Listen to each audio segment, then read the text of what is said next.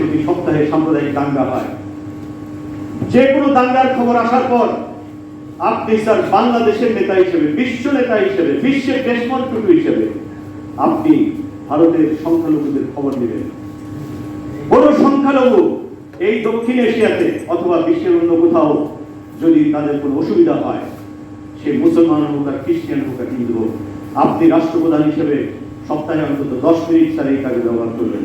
ইনশাআল্লাহ বাংলাদেশ একটা শান্তির দেশ, সেটি অচিরেই প্রতিষ্ঠিত হবে। কেউ আমাদের নিয়ে জুয়া খেলতে পারবে না।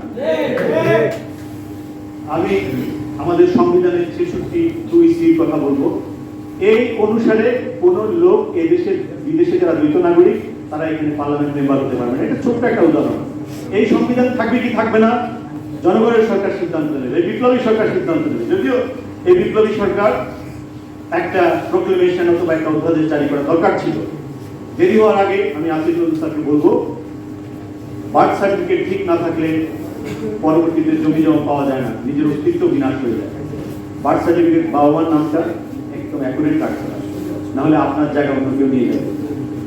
দয়া করে এই সরকার বাংলাদেশের 18 কোটি মানুষের নয়নমণি, মাথার মুকুট, বাংলাদেশকে চিরদিনের জন্য বৈষম্য মুক্ত করার লিগ্যাল ভ্যানগার্ড। কারণ ডক্ট্রিন অফ নেসেসিটি হচ্ছে অল লজ মাদার। আমি সাংবাদিকতা পরিচিতি, আমি এখানে এখন ব্রিটেনের ল প্র্যাকটিস করছি। আমি এবং আমার আখলাক আহমেদ আপনাদের পরিষদের জন্য হয়তো জানেন। আজকে বিস্তারিত না, শুধু আমরা বলবো যে আমাদের দেশকে গণতন্ত্রের উপরে যে ওয়ার্ডটি, সেটির জন্য আপনারা লড়াই করেছেন। সেটি হচ্ছে রুল অফ ল, যেটার পার্ট হচ্ছে ইকুয়ালিটি অ্যান্ড জাস্টিস এবং এই যে আপনি কোটা মুক্ত ইত্যাদি। এটা হচ্ছে রুল অফ লর পার্ট, গণতন্ত্রের পার্ট। গণতন্ত্র পুরনো হয়ে গেছে। গণতন্ত্র যে পুরনো হয়ে গেছে তার প্রমাণ হচ্ছে ডোনাল্ড ট্রাম্প হেরে রেখেছে, তখন রুল অফ ল জেগে উঠেছে। তার 14টা বাহিনী প্রধান সাইন করেছে, we are working for republic not for loyalty, that is rule of ল।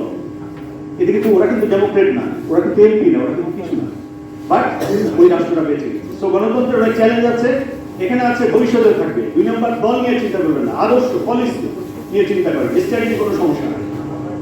এখন বাংলাদেশ রাজনীতিকেই চালাবে, ইটস এ পলিটিক্যাল মেশিনারি। যে ইকুয়ালিটির জন্য জন্ম হয়েছিল বাংলাদেশে, সেই equality it's a political machinery. এটা কোনো চ্যারিটি অর্গানাইজেশন না, এটা কোনো আঞ্জুমানের মুফতুল ইসলাম না। পলিটিক্যাল ক্রাইসিস পলিটিক্যাল পার্টিগুলো সমাধান করবে।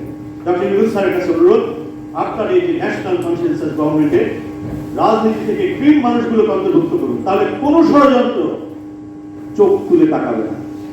United government consensus, government of কনসেন্সের পাশে হোল পলিটিক্যাল ফোর্সের থেকে আপনি বাছাই করুন 5 থেকে 6 জন 7 জনকে, ডান বাম মধ্য সবাই বাংলাদেশ আজকে ইউনাইটেড সবাই। সো ডেসমন্ড টুটুর মতো আপনি আপনার ক্যাবিনেটে 6-7 জন পলিটিক্যাল লিডারশিপ যারা শার্প, যাদের প্রত্যেকের প্রতি তাদের অ্যাকসেপ্টেবিলিটি হাই, প্রবাস থেকে প্রতিনিধিত্ব নিশ্চিত করুন। 1.5 কোটি প্রবাসী, তাদের কিন্তু রেমিটেন্সের ফ্লো। এই পিজেডে যে স্যার আমাকে বলেছিলেন, যান মার্চেন্টেন আপনারা উদ্যোগ নিন, আপনাদের জন্য আমরা আছি। উনি ওই বিপদের মধ্যে থেকে কিভাবে বাংলাদেশকে ম্যানুফ্যাকচারিং হাই নিয়ে আনবেন উনি বলেছেন যে চায়নার অনেক প্রোডাক্ট আমেরিকা যেতে পারছে না, তাহলে তারা কোথায় করবে? বাংলাদেশ হচ্ছে প্রপার প্লেস, এবং আগামী দিনে সেটা হবে। আজকে স্যার সেই সুযোগ চলে এসছে। ইনশাআল্লাহ আমাদের লোকেরা বিদেশে চাকরি করতে যাবে না, বরং বিদেশি লোকেরা চাকরি করতে আসবে। তবে আগামী নির্বাচনে যাতে এই 1.5 কোটি প্রবাসী ভোট দিতে পারে, যাতে 66(2)(c) অ্যামেন্ডমেন্ট হয়ে তারা এখানে পার্লামেন্টে এমপি ইলেকশন করতে পারে। কবিরের মধ্যে মানুষ এমপি দরকার, প্রবাসী অধিকার পরিষদ অন্তত 5-7 মানুষ আছে যারা দেশে এমপি অধিকার রাখে। আপনাদের মধ্যে শত মানুষ আছে, কিন্তু এটা ওপেন করে দিতে হবে। এটা করার জন্য বিদেশে আপনারা জানেন প্রত্যেক দেশে একটা প্রতিষ্ঠান আছে, এই বিএফএস এর মতো। সো এখন একেবারে সিকিউর সিস্টেমে তারা 1 বছরের মধ্যে এটা করে ফেলবে, আর পরবর্তী ভোট তারা যেখানেই থাকুক না কেন তারা দিতে পারবে। যেভাবে কবি বলেছে যে 17টি দেশের নাগরিকরা এখন ভোট দিতে পারে যেখানে থেকে। সো বাংলাদেশ এম্পাওয়ার্ড হবে। এই 1.5 কোটি মানুষ এই দেশে রাস্তা ব্যবহার করে না, পানি ব্যবহার করে না, হসপিটাল ব্যবহার করে না, আপনাকে কোনো যন্ত্রণা দিচ্ছে না, বরং আপনি তার লাশটাও ফেরত আনতে পারছেন না। ওয়েজ আর্নার সিস্টেমে 5,000 কোটি টাকা, আমি যেমন 2003-এর কথা বলছি তখন ছিল, এখন সম্ভবত সেটা 10-15 হাজার কোটি টাকা হওয়ার কথা। লাশ আনার জন্য কোনো সমস্যা হওয়ার কথা না, আনতে হবে। এবং ডাক্তার জাফরুল্লাহ চৌধুরী যে কথাটা ছিল, প্রতিটি এয়ারপোর্টে রেস্ট হাউস করতে হবে, তাদের গাড়ি নিয়ে তারা 24 ঘন্টা পর্যন্ত অবস্থান করে, দরকার সেখানে কিছু ফ্রি দিবে। তারপর প্রবাসীদেরকে একটা সালামের ব্যবস্থা করতে হবে। এটা খুব বিনামূল্যে, এই সালামটা দিতে কোনো পয়সা লাগে, কিন্তু ইটস এ প্র্যাকটিস, কৃতজ্ঞতা। আমার শেষ কথা, আমি দুঃখিত, আমি এত কথা আপনাদের সঙ্গে আমি সরি, আপনাদের সবার অনেক সময় নিচ্ছি।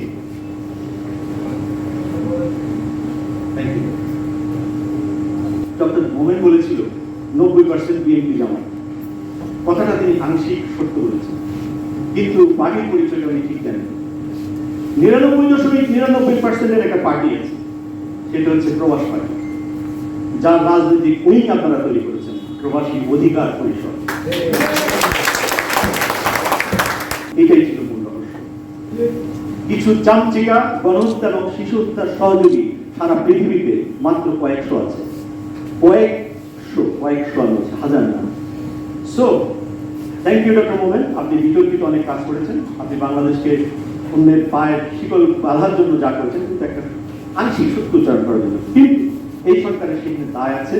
সেই জন্য আমি বলবো, প্রবাসীর যে সংগ্রাম আপনারা দেশে যে সংগ্রাম করেছেন তার সঙ্গে কোনো তুলনা হয় না। অত্যাচার নির্যাতন আপনাদের বিরুদ্ধে, রাশিদের বিরুদ্ধে যখন তাদেরকে আঘাত করেছে, আমাদের প্রত্যেকের গায়ে সেই আঘাতটা লেগেছে। আপনাদের যখন ধর্ষণ মামলা দিয়েছে, তখন আমি আমার দেশকে নিয়ে আর গর্ব করতে পারিনি। আপনাদের যখন ঢাকা ইউনিভার্সিটিতে মেরেছে ডাকসু, আমি সেই ঢাকা বিশ্ববিদ্যালয়ের ছাত্র, আমি আমার সার্টিফিকেট ছুঁড়ে ফেলে দিয়েছি, আমি এবং আমার স্ত্রী, আর জীবনে ঢাকা বিশ্ববিদ্যালয়ের সার্টিফিকেট ব্যবহার করবো না বলে। আমার সন্তান যখন কেমব্রিজে পড়ে, তাকে আমি আমার গর্বের কথা বলেছি, আমি আমার বিশ্ববিদ্যালয়ে পড়েছি, সেটি প্রাপ্তবয়স্ক করছিল, তাকে নিয়ে এখন গর্ব করতে পারছি না। কিন্তু তোমাকে আমরা যদি ফেল করি, নুরুল্লাহপুরেরা যে সংগ্রাম সূচনা করেছে, তোমাদেরকে দেশে বিদেশে যেখান থেকে বাংলাদেশকে রক্ষা করতে হবে। আমার ছেলে প্রতিদিন খবর রাখছে কি হচ্ছে, এখন কেমন, আমরা কখন যাব। এই বাংলাদেশ আপনারা করেছেন, এই বাংলাদেশকে রক্ষা আপনাদের করতে হবে।